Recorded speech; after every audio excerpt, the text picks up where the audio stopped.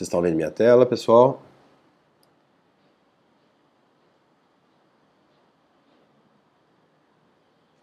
Beleza. Então, vamos lá.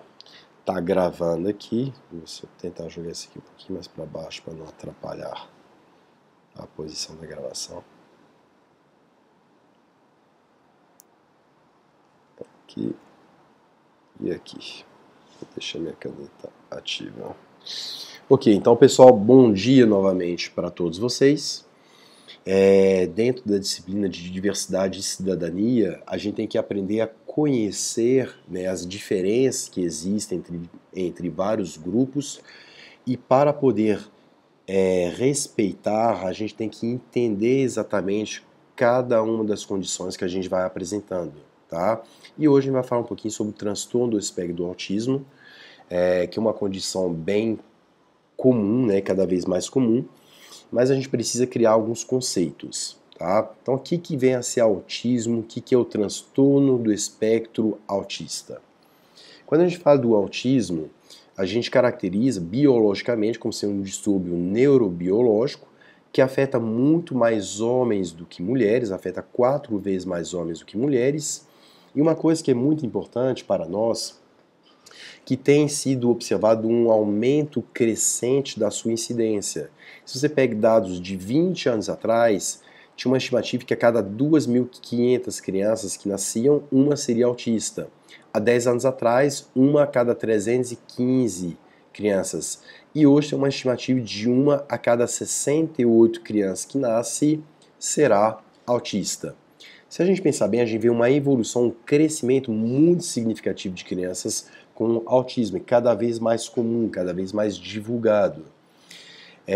E a gente pensa que às vezes é uma questão do diagnóstico ter aumentado. Com certeza o diagnóstico tem aumentado para várias condições neurológicas, mas quando a gente compara condições neurológicas com autismo isoladamente, a gente percebe que o autismo tem sim aumentado realmente a sua incidência. E aí a gente precisa entender que talvez estaríamos passando, talvez até alguns pesquisadores colocam dessa forma, que estaríamos passando por uma epidemia de autismo. Imagina, a cada 68 crianças que nascem, uma será autista. É uma incidência muito elevada. Só que para a gente poder caracterizar, a gente precisa definir, a gente precisa conceituar. E hoje vários manuais, vários livros que trabalham com as questões neurológicas têm caracterizado cada vez melhor o transtorno do espectro do autismo. E hoje a gente sabe que para ser autista tem que ter 3 eixos alterados. Tem que ter um eixo do comportamento, da interação social e da comunicação. Quando a gente fala desse espectro autista, hoje existe uma nova conceituação que fala que não seriam 3, mas sim 2 eixos, o da comunicação social e do comportamento. Só que a comunicação social é uma associação de interação social e de comunicação. Então, de qualquer forma, permanecem ainda os 3 eixos, que são os eixos de interação social, o eixo da comunicação e o eixo comportamental. Ainda assim, mesmo remodelado, né, de acordo com os novos manuais, ainda seriam 3 eixos alterados, só que mais recentemente juntaram a comunicação social, né, que é um processo de interação e de comunicação, que de certa forma faz sentido, mas que a gente vai dividir para facilitar a compreensão. Bom, primeira coisa, o que é comunicação? Quem aqui na sala comunica? O que é comunicar?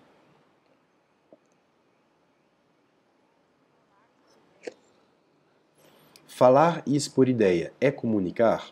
O que vocês acham?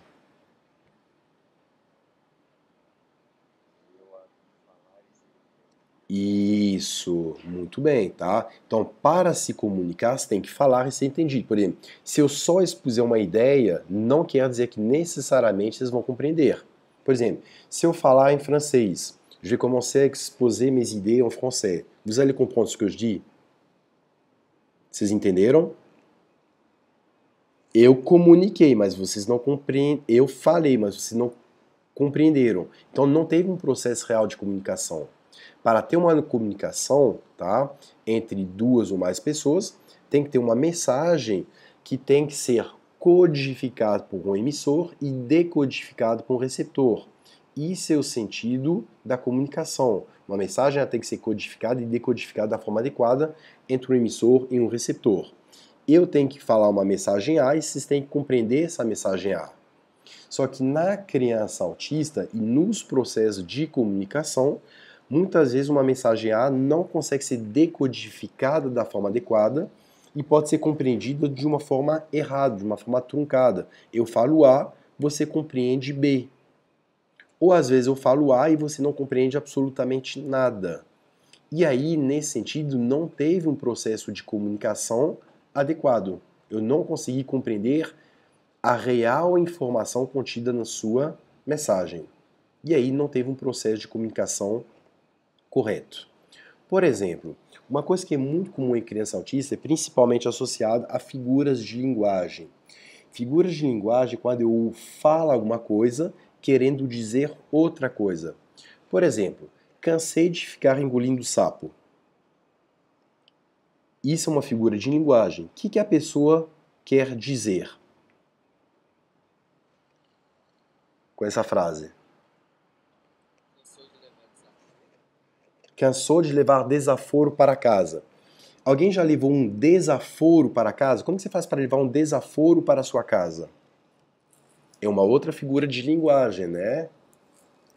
Então, olha só, eu entendi que eles quiseram, qual que foi a mensagem ali processada. Ó, não vou ficar levando desaforo para casa, eu não gosto dessas insinuações, não sei o quê, não gosto que você fale assim comigo. Eu consigo entender que a pessoa quis dizer quando eu falo, não vou ficar engolindo sapo. Mas o que quer dizer realmente engolir sapo? Isso é a mensagem passada. Uma criança autista, se você falar para ela, cansei de ficar engolindo sapo, qual a imagem mental que vai vir para essa criança? Uma pessoa engolindo sapo. Essa é a mensagem que você queria passar? Não, mas é o que você disse. Então, às vezes, com crianças autistas, eles não conseguem geralmente compreender figuras de linguagem. Se você fala assim, oi minha flor, ela vai pensar, mas eu não sou uma flor. Oi meu anjo, mas eu não sou um anjo. Então, tem que tomar muito cuidado com o processamento das informações, principalmente aquelas que envolvam figuras de linguagem, que geralmente elas não serão decodificadas da forma adequada. E o nosso processo de comunicação ele é um processo extremamente complexo, que a nossa comunicação ela não é somente verbal, ela é também vocal e não verbal. Não é só o que eu falo, é como eu falo também. Por exemplo, se eu falar para vocês a frase eu não disse que ele roubou o dinheiro. Vocês entenderam o que eu quis dizer? Vocês entenderam o sentido da frase? Eu não disse que ele roubou o dinheiro. Pergunta: essa frase, ela pode ter sentidos múltiplos?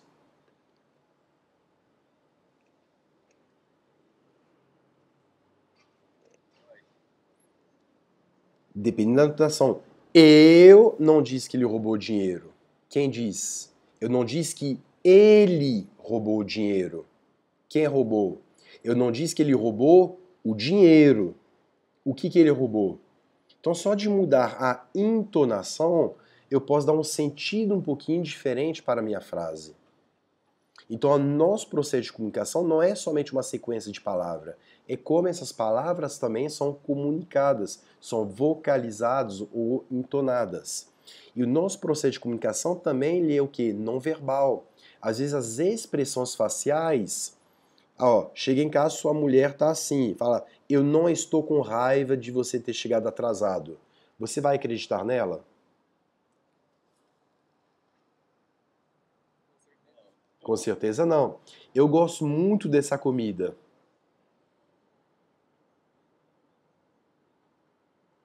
Então, a própria expressão facial, ela traz uma série de informações. A pessoa não precisa falar nada, mas ela já está comunicando de uma certa forma.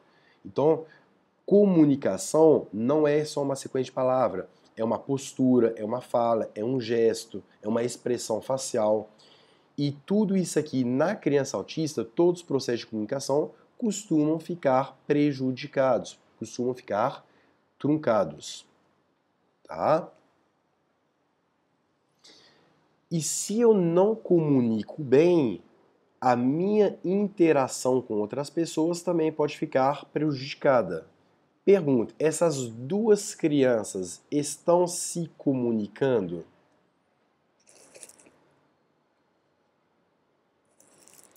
O que vocês acham?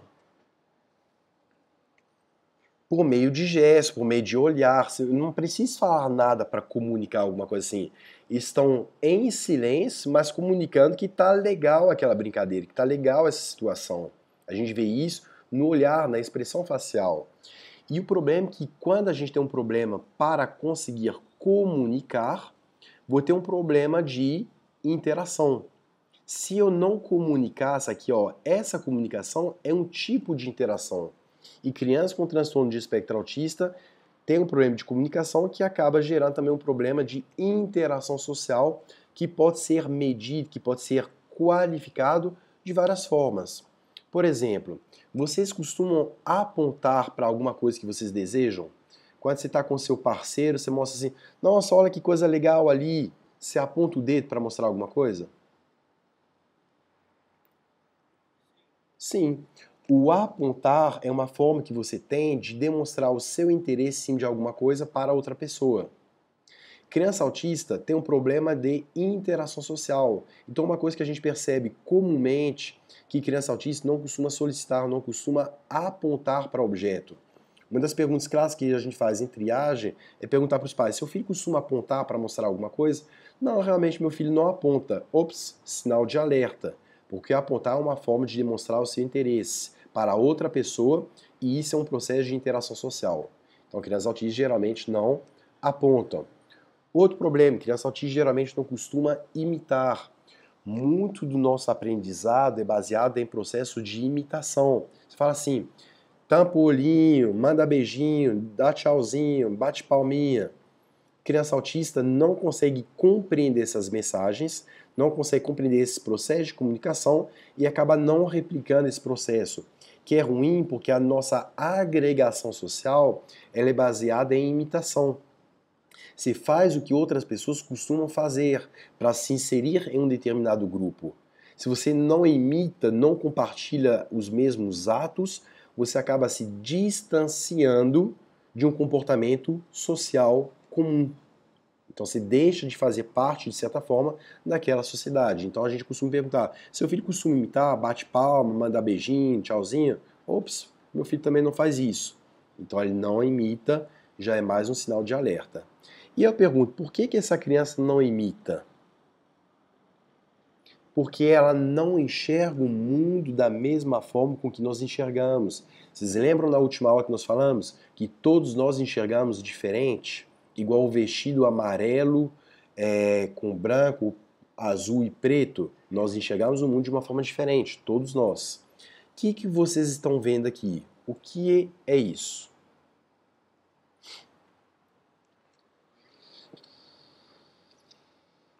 Certeza?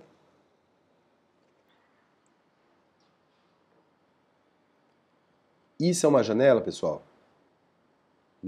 Isso não é uma janela, isso é o desenho de uma janela. Aqui não tem uma janela, tem um desenho de uma janela, tá? E meu cérebro olha isso aqui e pensa que esse desenho ele é compatível com o desenho de uma janela, ok? Eu pergunto isso para uma criança autista, que é isso? Ela me responde, é um quadrado. Aí eu pergunto para vocês, ela tá certa ou tá errada?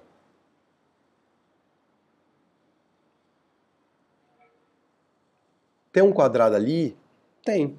Ela tá certa ou tá errada? Tá certa. Ela só está enxergando diferente do que nós estamos enxergando. A gente conseguiu ver o tudo, mas não fez uma análise talvez na parte.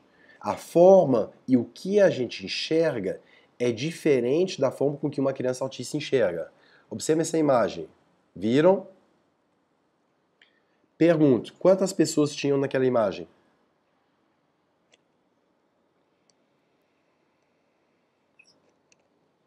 Quantas pessoas?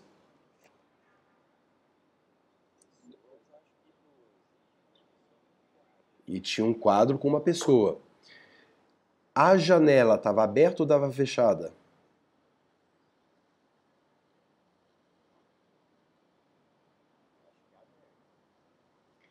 O interruptor tinha uma, duas ou três teclas?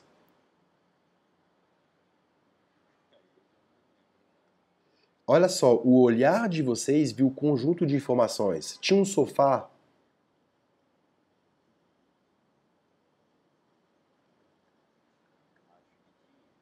A mulher estava de brinco ou sem brinco?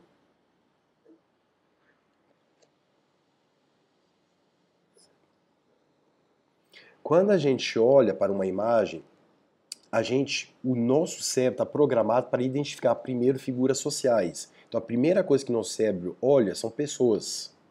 É por isso que vocês verificaram, tinham duas pessoas e um quadro de uma pessoa.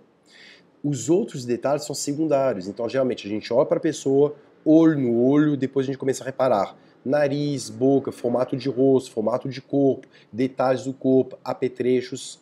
E cada pessoa processa isso de uma forma mais rápida ou mais lenta. Tem gente que nem sabe se tinha teclas aqui, ó. Tem gente que nem viu se tinha janela às vezes atrás. Então vocês viram, tinha duas pessoas e a figura de uma pessoa. Tecla, estava aqui, estava junto. Mas às vezes a gente não prestou atenção, a gente prestou atenção em figuras sociais. Mas o que é mais importante? Um rosto, ou uma janela, ou um interruptor? Se meu cérebro não consegue colocar pesos nas informações, eu não sei o que é mais importante. Se é uma tecla, se é um quadro, se é esse aqui. Vocês repararam mais no rosto dessa mulher, no rosto do bebê ou no rosto dessa mulher? Em primeiro lugar, quem que seu cérebro olhou mais? Nessa aqui. Segundo lugar,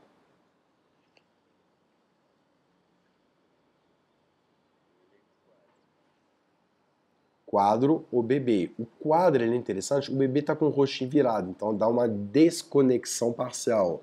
O quadro ele tem um rosto forte, que chama mais atenção. Quando você pede para uma criança autista olhar para essa imagem, às vezes ela não chega nem a olhar o olho da pessoa. Quando você olha uma pessoa, você vai olhar o olhar, você vai ver o olhar aqui. A criança autista olhou o quê? Queixo, blusa, blusa, queixo, blusa, olhou para um ponto aqui e voltou. Não chegou a olhar no olho dessa mulher, não chegou a olhar no olho dessa mulher. Olhou para alguns pontos alternativos, que é o que o cérebro dessa criança acabou analisando. Não está certo nem errado, só está diferente. É um processo diferente de enxergar o mundo. Tem crianças autistas que conseguem receber muito mais informações do que nós. Olha uma vez e o cérebro já grava todas as informações. Cérebro de criança autista geralmente recebe muito mais inputs sensoriais, muito mais informações sensoriais do que crianças não autistas, do que até adultos não autistas.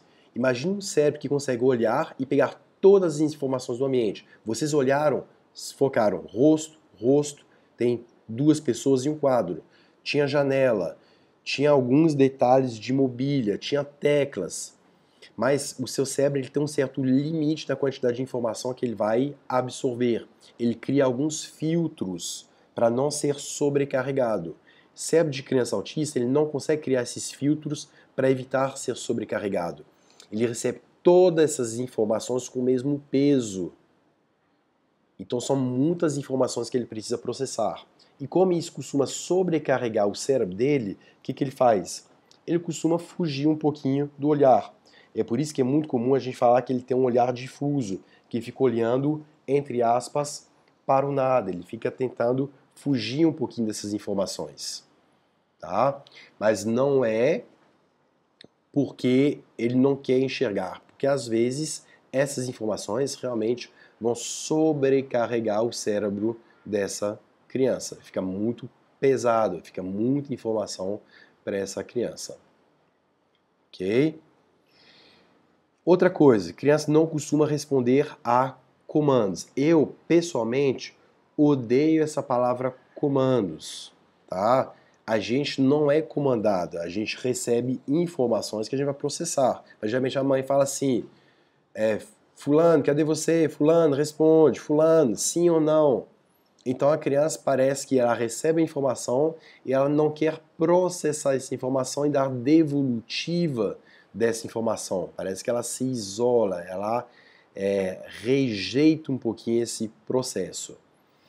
Quando a gente pensa, por exemplo, em adolescente, adolescente tem muito disso também, de não querer receber comandos, né? E, na verdade, quase ninguém gosta de ser comandado, né? Com raras exceções e com momentos específicos, obviamente que a gente pode até gostar de ser comandado, mas são coisas que são tecnicamente diferentes.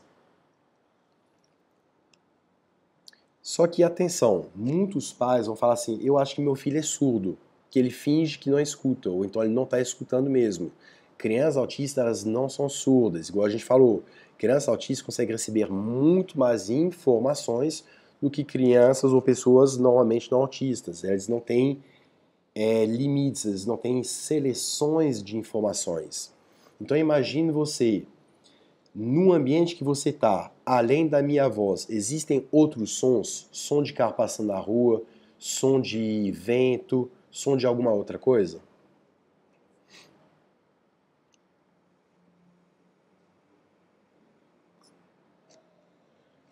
Imagina que seu cérebro não conseguisse diferenciar esses sons.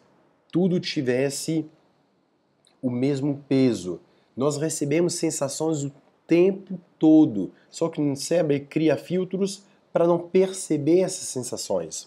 Por exemplo, nesse momento, eu acredito que a maior parte de vocês está sentado. Você consegue sentir o peso das suas nádegas sobre o banco? Você consegue sentir o banco nas suas nádegas? Ou a cadeira nas suas nádegas? Sim, mas enquanto você não estava pensando nisso, você prestava atenção nisso? Essa informação, seu corpo estava recebendo a informação do peso do seu corpo sobre o seu assento. Só que se estava pensando em outra coisa, você faz o quê? Rompe isso e deixa de lado. É igual às vezes tem um ventilador ligado, você não está prestando atenção no barulho do ventilador. Tem um ar-condicionado ligado, você não está prestando atenção naquele ruído do ar-condicionado. Tem um som de ruído de carro passando na rua, você não está prestando atenção, porque o seu cérebro está focado. E o nosso cérebro consegue filtrar informações. Informações que ele não julga importantes naquele momento, ele consegue afastar, deixar de lado. Cérebro de criança autista, não.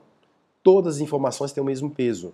Então eu estou ouvindo o barulho da rua com a mesma intensidade que eu estou ouvindo o som do professor falando, com a mesma intensidade que eu estou sentindo o peso do meu corpo sobre o banco, com a mesma intensidade que eu estou sentindo a temperatura do ar, que eu estou sentindo os estímulos visuais, que eu estou vendo na tela do computador, que eu estou vendo tudo à minha volta, tudo eu recebo informações com a mesma intensidade. E aí sobrecarrega muito o cérebro da criança autista. Então o que ela costuma fazer? Para reduzir a quantidade de inputs, ela costuma tampar o olho, tampar o ouvido, porque gera uma agressão audiovisual muito intensa nessa criança. Não me toca que é muito estímulo. Não joga luz que é muito estímulo. Não bate parabéns na festa, porque é gente cantando, gente batendo palma, balão estourando. Aí o que eu faço? Eu desespero, começo a gritar e a chorar. Porque estou recebendo um excesso de estímulos, que para mim é muita informação recebida ao mesmo tempo.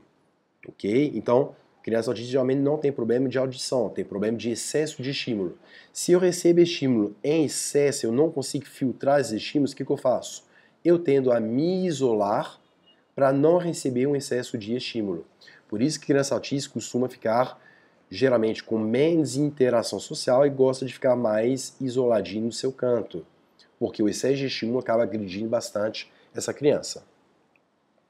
E além de problema de comunicação e de interação social, essas crianças costumam ter problemas de comportamento, várias alterações comportamentais, igual algumas manias, obsessões, deixar tudo alinhado, enfileirado, ordenado, classificado. Observem essa imagem aqui, pessoal. Isso é o quadro de uma criança autista que pegou seus bichinhos e organizou. Olha bem tudo. Pergunto, tá tudo certinho organizado? Ou tem alguma coisa errada no meio desses bichinhos? Tem alguma coisa que foi colocada errada?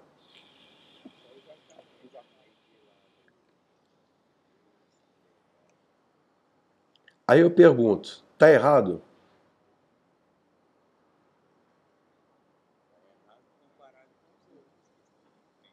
Certeza?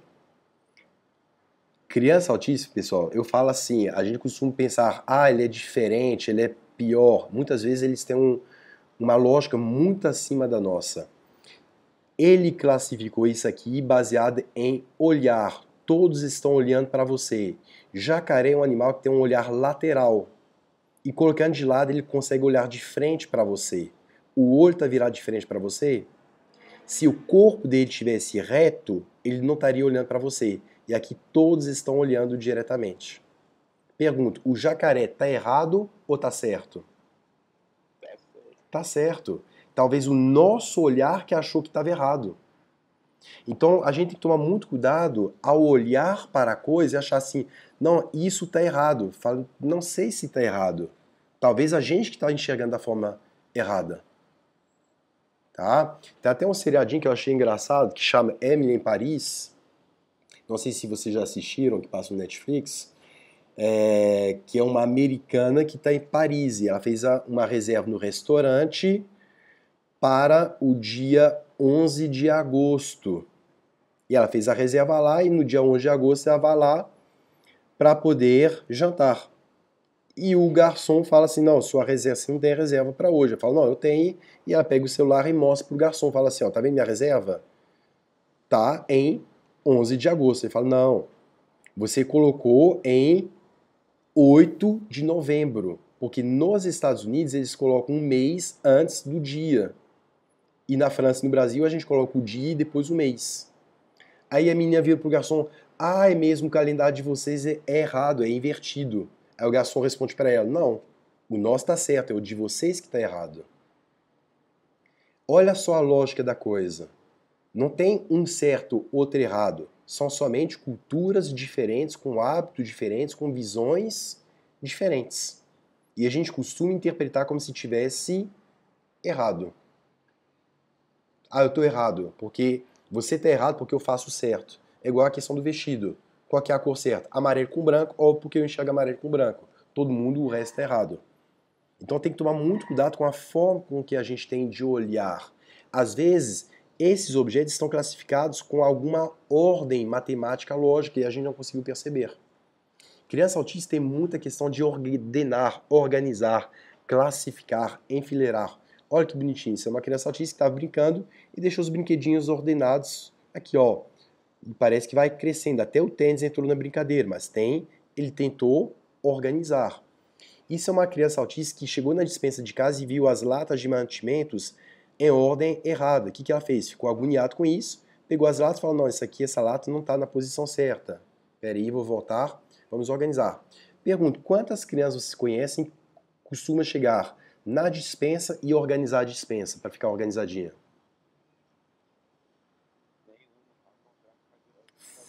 Faz é desorganizar, faz é bagunçar, né? Então, criança autista fala assim, é cheio de mania, não sei o quê. Gente, não é que tá errado, é somente uma visão diferente do mundo. E às vezes, quando as coisas estão organizadas, o cérebro trabalha de uma forma mais fácil. É mais fácil eu organizar as minhas coisas. Geralmente eu fixo em algum objeto para tentar entender esse objeto. Aqui uma criança, esse vídeo tem meia hora, ele fica meia hora olhando para a árvore, para compreender a árvore.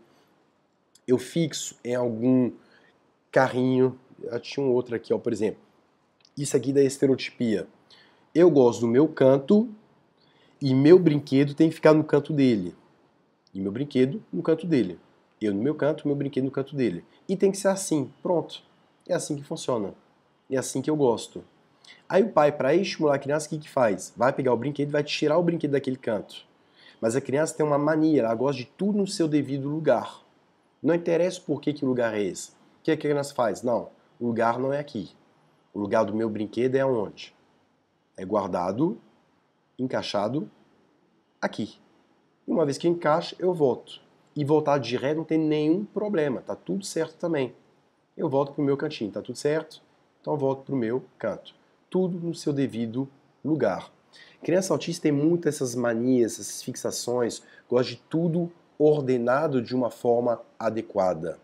Tá? E a gente não pode dizer que está certo ou errado. Por exemplo, de vocês, alguns de vocês gostam de organizar as roupas, o armário, isso é mais comum para mulheres, mas homens também fazem isso, gostam de classificar, por exemplo, o lugar das camisetas, o lugar das camisas, o lugar das calças ou mistura tudo?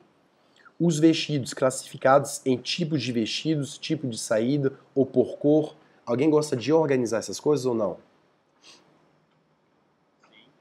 Sim. E tá errado.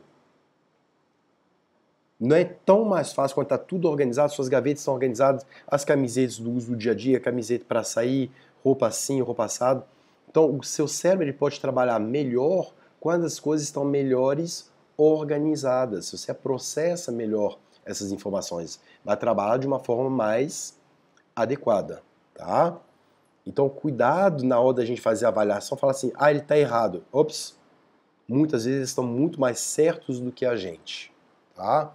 E eu já tive muito aluno autista, viu, gente?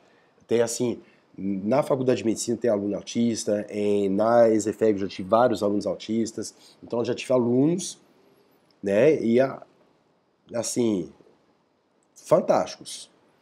E muitas vezes, para vocês, vão chegar pais e vão falar assim, professor, doutor, doutora, meu filho é diferente, ele não gosta de interagir, não gosta de brincar, a gente fala para ele fazer um exercício, ele não faz, passa um comando, ele não faz. Será que meu filho é autista? Ele não gosta que toca nele, não gosta de barulho?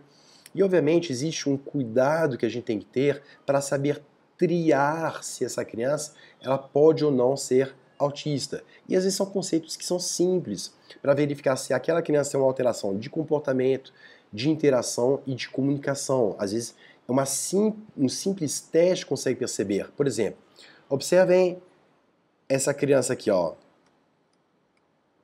Isso é uma médica tentando interagir com a criança. Tá tentando interagir.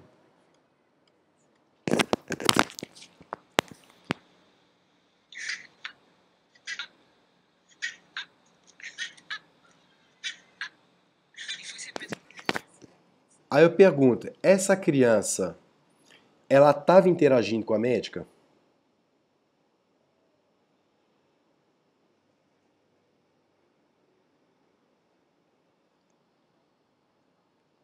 Isso é um tipo de interação? Ela estava comunicando, ela não fala, mas era um processo de comunicação, aquele som A. Ela estava olhando para a médica, então ela estava interagindo com ela. Então ela estava olhando, estava fazendo sons e fazendo devolutiva de sons. Era um processo de comunicação. A criança não fala ainda, mas ela comunica do jeito que ela consegue. Então ela estava interagindo e comunicando dentro das suas possibilidades, obviamente. Se ela comunica e interage, será que essa criança é autista? Provavelmente não, tá? Então existem alguns testes que são simples para a gente verificar, tá? E hoje, para vocês que irão às vezes trabalhar com criança, a identificação dessas crianças que têm essas alterações de interação social, de comunicação e de comportamento é extremamente importante, principalmente até os 3 anos de idade. Que a maior parte dos estudos indicam que o diagnóstico antes dos 3 anos e a intervenção precoce consegue controlar, estabilizar, em alguns casos até mesmo regredir o quadro clínico dessas crianças. Mas é fundamental fazer o diagnóstico e a intervenção precoce. Às vezes estão ali lidando na parte educacional, na parte terapêutica, com crianças, tudo. Vocês veem que ela tem um problema de comportamento, vocês veem que ela tem alguma estereotipia, vocês veem que ela não está conseguindo interagir e deixa passar. Não deixem passar. Fala assim, ó, faça algum teste, encaminhe para um especialista, tudo, que pode ser que ela tenha um comportamento diferente e a intervenção precoce é fundamental para um bom prognóstico para essa criança. Então, cabe a vocês, como futuros profissionais, de ter esse olhar um pouquinho mais clínico para fazer essa identificação, tá? A maior parte de vocês poderá trabalhar direto ou indiretamente com crianças. Então, tenham esse olhar, ok? Hoje, por outro lado, pode ser um pouquinho complicado por causa de alguns fatores, como por exemplo, idade de manifestação. Eu consigo diagnosticar em um recém-nascido o autismo? A criança está com 6 meses. Com 6 meses eu consigo diagnosticar que ele é autista?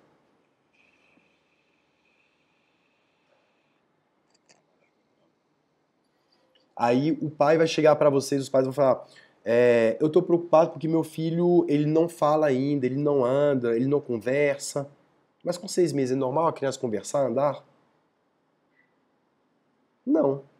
Então você não tem parâmetro ainda.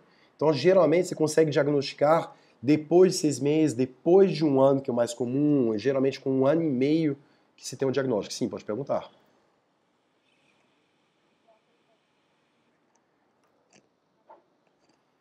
Você consegue triar. Aí você tem dois níveis diferentes. Você faz uma triagem, você verifica que ele tem alguns critérios. Fala assim, ó, não está interagindo. Mas imagine se aquela criança fosse surda. Se a criança fosse surda, ela ia ouvir a médica fazendo barulho? Se ela fosse surda, ela não ia ouvir. Se ela não fosse ouvir, ela não iria fazer a devolutiva daquele mesmo som. Aí você fala assim, isso é o suficiente para falar que ela é autista? Não. Ah, ela não interagiu, mas ela não interagiu porque ela não recebeu nenhuma informação para fazer devolutivo dessa informação. E ela não recebeu porque era surda. Então tem que tomar muito cuidado nessa avaliação, tá? A idade, ela é importante. Você tem o que a gente chama de sinais de alerta. Então você tem a triagem, você fala assim, ops, eu fiz uma triagem, ela apresenta alguns sinais de alerta. Ela não está interagindo, ela não está comunicando, então ela pode ser autista, mas pode ser um punhado de outras coisas. Para confirmar, aí eu tenho que fazer testes, tá? Aí aqui a gente já vai falar sobre os testes para vocês. E até porque o autismo, ele não é uma doença, ele é uma condição, ele é um transtorno de natureza espectral. Existem várias condições que se sombreiam com o autismo, tá? Asperger é um tipo de autismo, tem várias outras condições. Tem autista que fala, tem autista que não fala. Tem autista que tem um QI baixo, tem autista que tem um QI excessivamente elevado. Então todo autista é igual? Não. Existe uma diversidade dentro do autismo. Já existe uma diversidade entre nós. E dentro do autismo existe uma diversidade gigante. Tem fenótipos muito diferentes. Tem criança autista que fala pra caramba, que dá show, que dá até palestra. Tem autista que é uma inteligência assim incrível, muito superior à nossa. Por outro lado, tem autista que não fala e tem autista que tem deficiência intelectual. Então, é um transtorno espectral. Nenhum autista é igual ao outro. Tem coisas em comum associadas à comunicação e à interação social e estereotipias. Por exemplo, essa criança, vocês acham que ele é autista?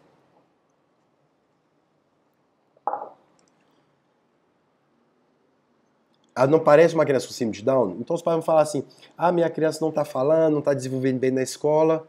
Fala, mas isso aqui não é autismo, isso aqui é uma síndrome de Down, que também vai ter algum comprometimento no neurodesenvolvimento.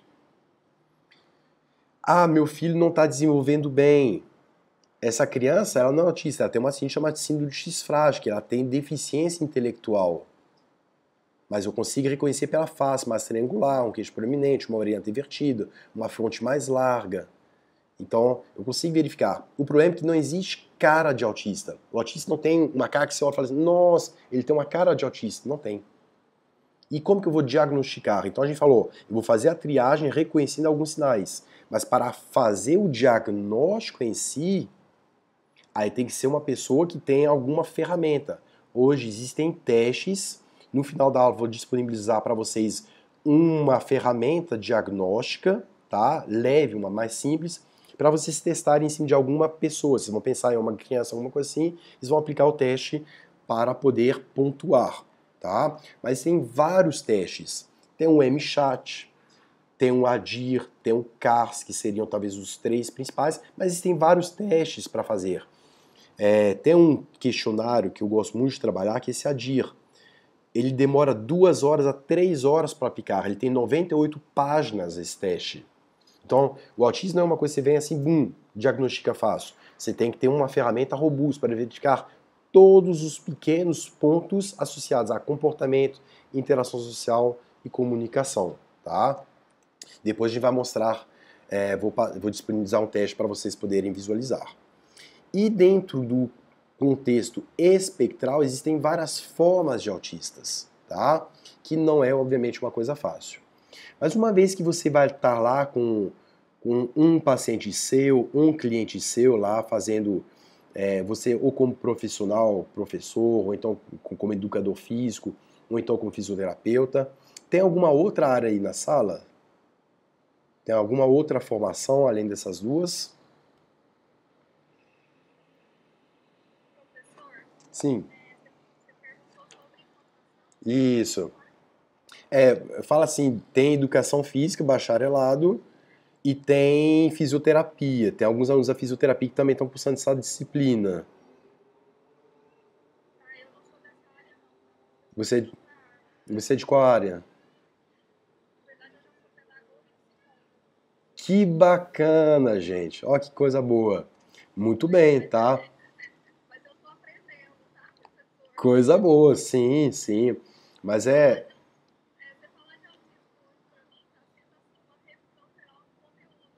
que coisa boa, que coisa boa, que bom, tá? E aí, dentro da sua formação, você é de qual área?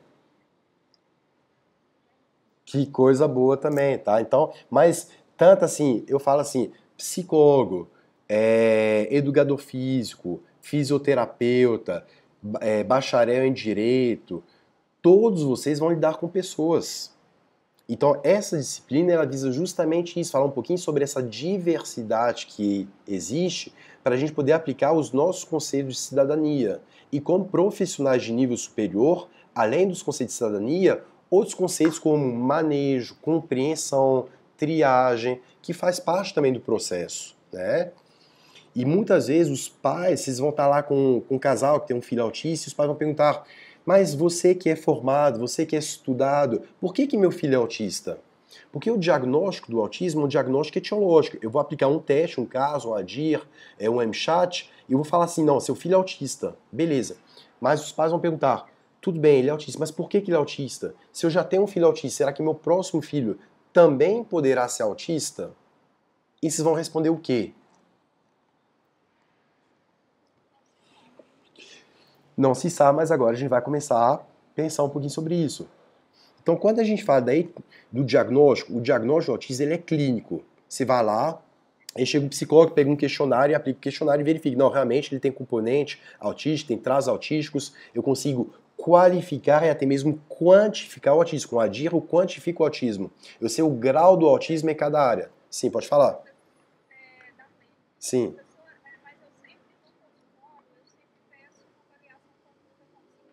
sim.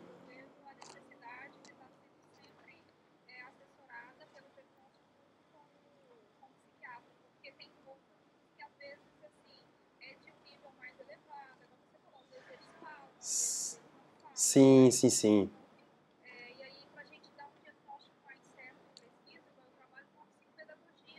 Sim. Ótimo. Que maravilha.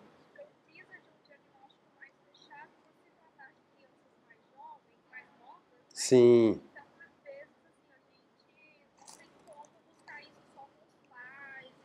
com certeza.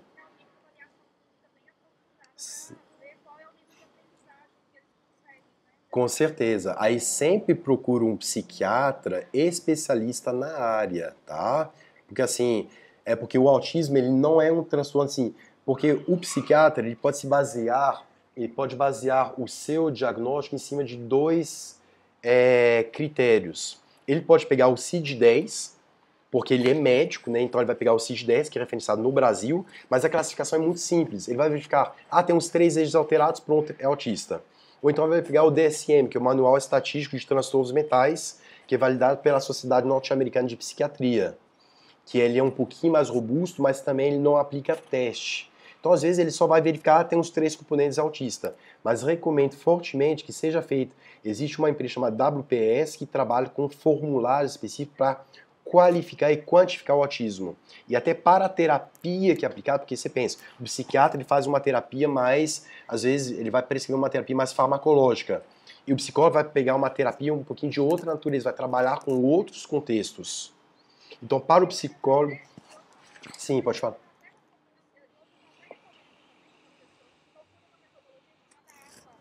Sim,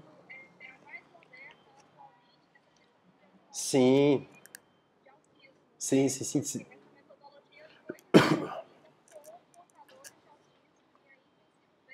Sim, com bons Isso, com bons resultados. Só que não funciona para todos, viu? Já vou te colocar, não funciona para todos. Mas está tendo tá tendo bons resultados, né? Mas assim, é por isso que eu falo, cada autista é único, existe uma diversidade espectral no autismo, né? Mas realmente é bem complexo. Eu trabalho com aconselhamento genético também, pela Secretaria de Saúde, sou geneticista da Secretaria de Saúde. E muitos médicos psiquiatras encaminham para a gente crianças autistas para fazer testes genéticos, inclusive testes fenotípicos. A gente aplica questionário para alguns psiquiatras, né? Então, para ter a robustez. E para o tratamento psicológico, esse teste ele te direciona muito bem, porque você sabe onde você vai ter que atuar mais, de uma forma mais pontual. Mas realmente é fantástico. Mas o diagnóstico ele é realmente etiológico, ele é realmente fenotípico, mas ele não é sempre etiológico. Hoje os bons psiquiatras têm pedido para a gente também um diagnóstico etiológico. Não somente para falar para os pais que seu filho é autista, mas para explicar para os pais por que o filho é autista. Então, por que meu filho é autista? Se eu já tenho um filho autista, será que o próximo poderá ser autista? De onde que vem o autismo? Então, até pouco tempo atrás, não sabia se era mais ambiental, se era genético, tudo. Hoje a gente sabe que de 92 a 97% das causas do autismo são condições genéticas. Então, a parte genética ela influencia muito no autismo. Existem muitos genes envolvidos no autismo. E, obviamente, ter uma criança autista seria importante você poder verificar o material genético. A gente sabe que em gêmeos idênticos, até 92% dos gêmeos idênticos têm recorrência de autismo. Se um tem, o outro tem. Então tem um peso genético forte. E quando o casal já tem um filho autista, ele tem de 2 até 8%, em alguns casos até mais do que isso, pode chegar até 50% de recorrência de autismo. Tem famílias que a gente trabalha, tem uma família lá, um casal que tem 3 filhos. Os 3 são homens e os 3 são autistas. Olha a recorrência. Primeiro filho autista, segundo filho autista, terceiro filho autista. E a gente vê um peso genético, obviamente, muito forte no autismo. E aí, existem testes. Não vou entrar em muito detalhe no teste, só para vocês saberem que isso existe. Mas quando tem uma criança autista, seria importante verificar a primeira coisa, os cromossomos dessa criança. Para saber se tem uma estrutura cromossômica alterada. Depois que verifico os cromossomos, isso vai me responder no diagnóstico em menos de 10% dos casos. Então, olha a alteração dos cromossomos, mais de 90% não será pego por isso. Então, preciso de outras ferramentas. Hoje, existem mais de 600 genes associados ao autismo. Existem em torno de 102, 106 genes, mais ou menos, que são genes fortemente associados ao autismo. Mas existem mais de 600 correlacionados com o autismo. O mais comum é o FMR1, tá? Mas tem vários outros, das neurolinguines, neurexines, do RANC, né, o MECP2, que é muito importante também, o MET. Qual que é o problema disso aí para os pais? Quando eu falo para os pais, ó, seu filho realmente é autista, mas por que ele é autista? Para saber, eu tenho que fazer teste genético. Um exame de cariótipo é R$500. Cada gene que eu testo desse é R$1.000. Qual família tem mais de R$600 mil para fazer teste genético? Vocês acham que é viável? A tecnologia ela é muito cara ainda na nossa realidade. A maior parte das famílias não tem dinheiro para isso. Pelo Estado, a gente consegue fazer de graça exame dos cromossomos e a gente consegue fazer desse gene aqui. Os outros genes a gente não consegue fazer pela rede pública. E são testes caros. Então, muitos pais têm um filho autista e não sabem por que o filho é autista. Que é terrível, que é triste. E hoje lançaram uma nova forma de fazer testes que são chamados de chips de DNA, que a gente já discutiu quando a gente fala, por exemplo, de rastreio de performance esportiva, você poderia fazer também esses chips de DNA, você consegue testar coisas em novas escalas. Tem um chip que eu gosto muito, que é esse aqui da Affymetrix, e olha só onde a gente chegou hoje no mundo, na compreensão do nosso genoma. Hoje eu consigo fazer um chip desse, que é caro ainda, uns 3 a 5 mil reais, mas eu consigo fazer um chip desse para rastrear todo o genoma de uma pessoa. Eu olho tudo que a criança tem, tá? Isso aqui, por exemplo, eu fazendo análise, eu olho ó, quais genes tem no cromossomo 1, quais genes tem no cromossomo 2, quais genes tem no cromossomo 3. Eu vou olhando todo o genoma de um paciente, todo o material genético do meu paciente, para conseguir identificar uma possível alteração. E nesse paciente específico, encontrei uma alteração no seu cromossomo 15. Eu verifiquei que ele tem, aqui eu verifico ó, risco de esquizofrenia, risco de epilepsia, eu consigo ver várias alterações que a pessoa pode ter dentro de um contexto global. Eu consigo qualificar e quantificar essas alterações do meu paciente, tá? Ou do meu cliente, né, como a gente quiser abordar. E aí, observem bem aqui, ó, estou olhando uma região e vi um risco para autismo, um gene de suscetibilidade ao autismo. Hoje eu consigo rastrear, isso, por exemplo, é um cliente nosso, que a gente verificou que ele tinha uma alteração em um gene, por exemplo, no cromossomo 2, que está associado a uma proteína que tem uma expressão no cérebro, e esse paciente só teve uma alteração de uma guanina para uma timina. É uma coisa mínima, pessoal. Em 6 bilhões de letrinhas no seu DNA, eu identifiquei uma letrinha alterada. Só que essa letrinha muda a expressão desse gene, que tem uma forte correlação com o transtorno do espectro do autismo. Eu pergunto, se essa criança, se essa família tem essa alteração genética, eles podem ter mais filhos com autismo?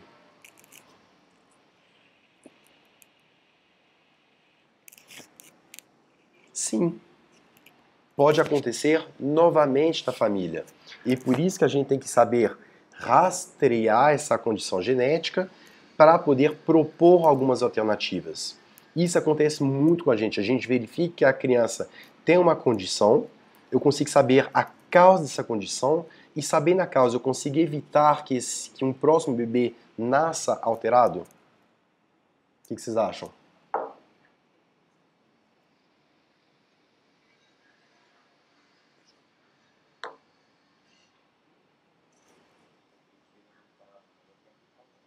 Não, gente, a gente tá aqui todo mundo para aprender. Não tem nada errado, só a gente tá somente opinando, todo mundo tá colocando sua fala, tá? Mas olha que coisa interessante, quando eu conheço e eu falo assim, gente, a verdade liberta, a informação ela traz uma certa liberdade, porque eu consigo compreender mais coisas. Ah, então seu filho tem uma alteração, tem autismo porque ele tem uma alteração genética, mas poderia ser uma alteração mental. A gente sabe, por exemplo, que o excesso de ácido fólico cursa também com transtorno de espectro autista e a maior parte dos médicos atuais prescrevem ácido fólico sem nem dosar ácido fólico nas mamães. Eu não sei se ela tem um excesso de ácido fólico, mas ela quer engravidar, o que eu faço? Ah, tomo ácido fólico, pego uma vitamina que tem ácido fólico e às vezes o excesso de ácido fólico faz com que a mamãe tenha um filho com autismo. Não pode ter nem falta, nem excesso. Mas eu tenho que fazer os testes, eu tenho que compreender o que está acontecendo, porque se eu não compreender, eu não consigo alterar nada. E essa informação que ela vai te permitir alterar algumas coisas. O que eu posso fazer frente a essas informações? Quando eu consigo compreender não somente que meu paciente, meu cliente, aquela pessoa ali é autista, mas eu consigo compreender por que ele é autista, me traz alguma perspectiva. O que eu vou fazer com essa informação? Primeira coisa, eu posso propor uma nova terapêutica. Se eu sei a alteração dele, hoje existem vários estudos que dizem, dependendo do tipo de gene alterado, eu já sei qual remédio vai funcionar e qual remédio não vai funcionar. Eu já sei que alguma terapia na psicologia, vou fazer um app tal, eu sei que vai funcionar quando você tem alguns genes alterados. Mas dependendo do gene alterado, eu sei que não vai funcionar. Então, em vez de começar uma terapia farmacológica, psicoterapia ou alguma coisa assim, sem saber o porquê que minha criança é autista, se eu souber, eu já sei quais terapias eu vou fazer. Vai ser uma terapia muito mais individualizada e muito mais assertiva. Eu consigo direcionar muito melhor as minhas terapêuticas. Outra coisa também, eu consigo evitar isso, é chamar de farmacogenético, terapias individualizadas. Por outro lado, eu conseguiria fazer também uma testagem pré-implantacional. Se eu sei o que está alterado no meu paciente, de repente eu posso evitar com que aconteça de novo. O que eu faço? Bom, o casal fala para mim, doutor, eu não consigo. Meu filho é autista grave, ele bate a cabeça na parede até desmaiar, ele faz cocô, passa as fezes no corpo, ele se machuca o tempo todo, ele chora, desespera. É muito complicado. Se for para ter outro filho autista, eu não consigo, eu não quero. Mas eu queria ter outros filhos. Então, já sabendo qual que é a alteração da criança, a gente pode tentar fazer in vitro para evitar com que um próximo filho tenha também essa alteração. Eu faço uma inseminação in vitro, eu pego esse embrião, eu testo esse embrião, tiro algumas células desse embrião e faço um teste genético nesses embriões que foram testados. E eu só vou colocar os embriões que não tiver alteração genética. Eu verifico, eu fiz 2 embriões. Um tem um gene para autismo e o outro não tem um gene para autismo. Qual dos dois que eu vou colocar?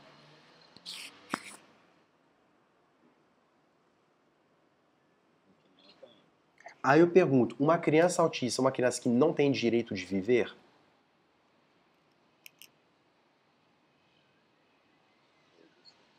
Todos têm. Olha que situação complicada a gente chegou agora. Porque hoje eu tenho ferramenta para poder selecionar embriões para tirar doenças ou tirar condições genéticas. Mas uma pessoa com uma condição genética é uma pessoa que não mereceria nascer? Que se eu pensar nessa vertente, eu estou falando que uma criança autista é uma criança pior do que as outras. Steve Jobs provavelmente era autista. O Messi provavelmente é autista. O Einstein provavelmente tinha um espectro autista. E são pessoas que impactaram o mundo de alguma forma. Mas se o Steve Jobs tivesse selecionado um teste desse, ele não tinha nascido. E não existia nada da Apple. O Messi não tinha nascido, e talvez um dos grandes jogadores de futebol, né? E aí, é complicado a gente falar assim que uma pessoa é melhor do que as outras. Aí eu pego, esse embrião tem autismo, esse embrião tem um problema cardíaco. Eu testei, só tem 2 embriões. Esse vai ser cardiopata, esse vai ser autista. Qual dos dois que eu coloco?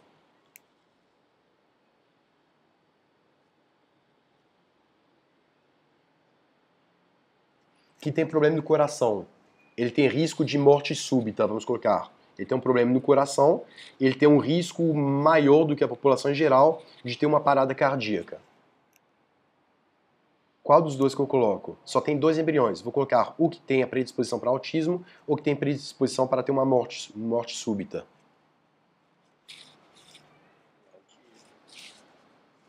Certeza? Você pode escolher a doença. Olha só, tanto que é estranho você escolher qual doença você vai colocar numa criança. Mas essa ferramenta, Goiânia já faz esse tipo de teste. Então a gente está começando a viver num mundo que os novos paradigmas estão começando a aparecer. Antigamente parecia uma realidade muito distante, mas hoje é uma realidade muito atual. Eu já estou trabalhando com alguns conceitos, o que eu posso ou não fazer, o que eu posso ou não selecionar. É certo fazer essa seleção?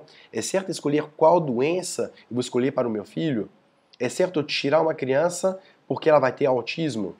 Porque se eu pensar assim, ela vai ser autista, eu não vou deixar nascer, porque vai evitar transtorno para a família. Mas se for cardiopata, também não deixa nascer. E se for míope grave, míope de 10 graus, será que é uma condição boa ou uma condição ruim? Aí é ruim, não, esse aqui eu tenho 2, um míope e o outro não míope. Então não vou colocar aquele que é míope grave. Mas uma pessoa míope é uma pessoa que não mereceria nascer? Então a gente está começando a pensar, será que eu estou fazendo certo? Será que é correto fazer isso? Obviamente, ninguém quer ter um filho com uma doença. E existem doenças que são muito mais graves, como uma distrofia muscular de Duchenne, que o filho vai morrer progressivamente durante 20 anos e não tem cura. Então, se eu puder evitar uma doença, é ótimo. Mas não é porque uma pessoa tem uma doença, um transtorno, uma condição qualquer, que é uma pessoa pior do que as outras. Até porque ninguém é perfeito. Quem é perfeito? Quem não tem nenhum defeito aí na sala?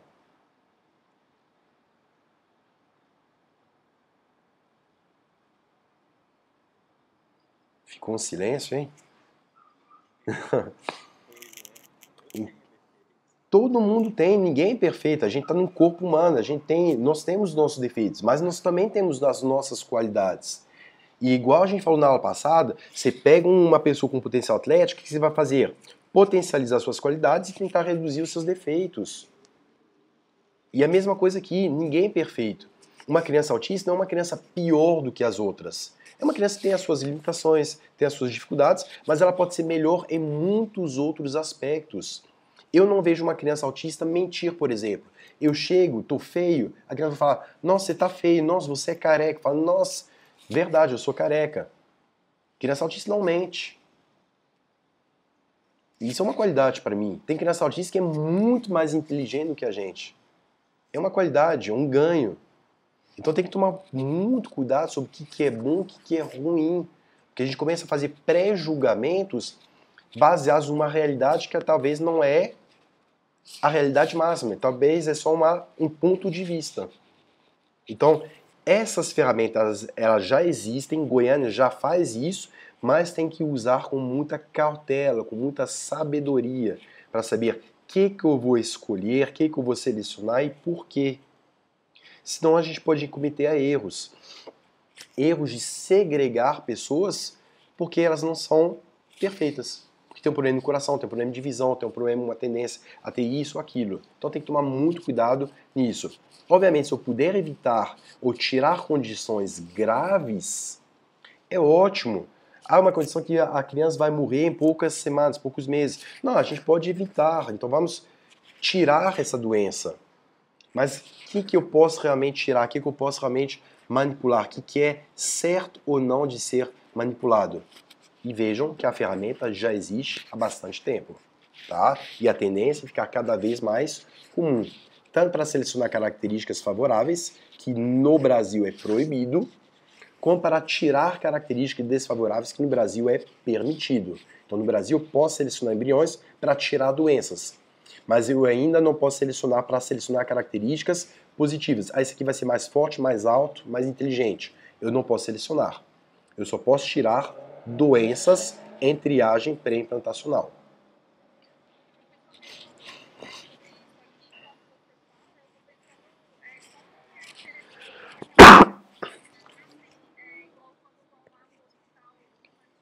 Sim, os gêmeos. Os chipófagos, né? Os gêmeos siameses. Sim, sim. Mas mesmo assim, mesmo gêmeos ligados, eu falo assim, na vida, tudo na nossa vida é baseado em escolhas, em decisões. Você decidiu fazer um curso, você decidiu fazer essa matéria, você vai decidir namorar com tal ou tal pessoa, fazer tal ou tal coisa. Então a gente toma decisão o tempo todo. E até no caso de gêmeos, às vezes eu acompanhei um caso de gêmeos ligados, eram dois gêmeos ligados, virados em oposição, é como se tivesse um aqui e o outro grudado no outro sentido, tá? A cabeça aqui, corpo aqui, então eles eram ligados pelas pernas. E toda a parte abdominal estava parcialmente ligada. Um tinha duas pernas e o outro tinha uma outra perna saindo. Um tinha uma cabeça normal, o outro tinha uma cabeça um pouquinho menor, tal.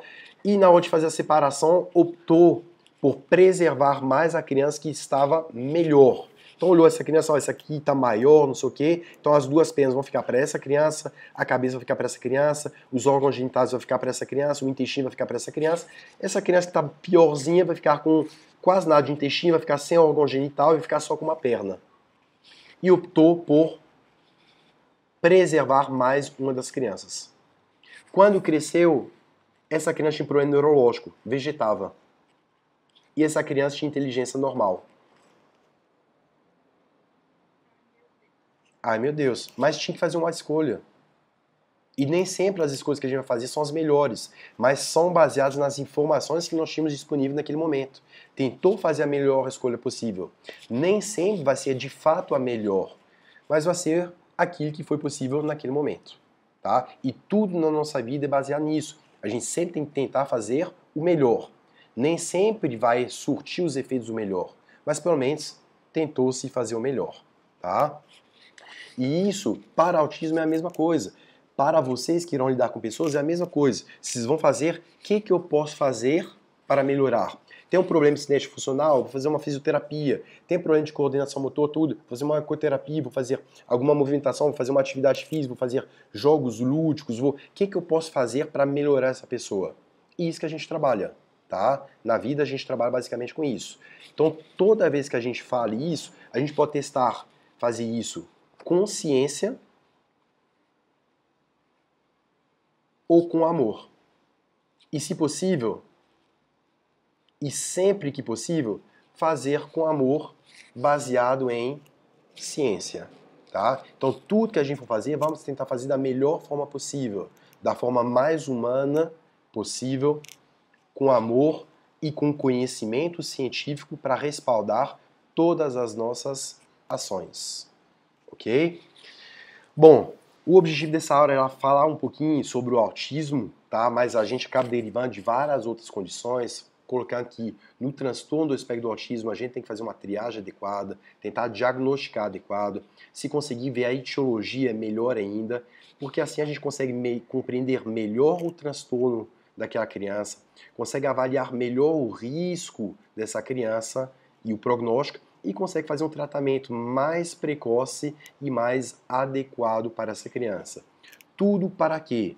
Para tentar garantir para essas crianças um futuro cada vez melhor, tá? Dentro da diversidade que todas essas crianças apresentam, em um conceito de cidadania plena para todos, ok?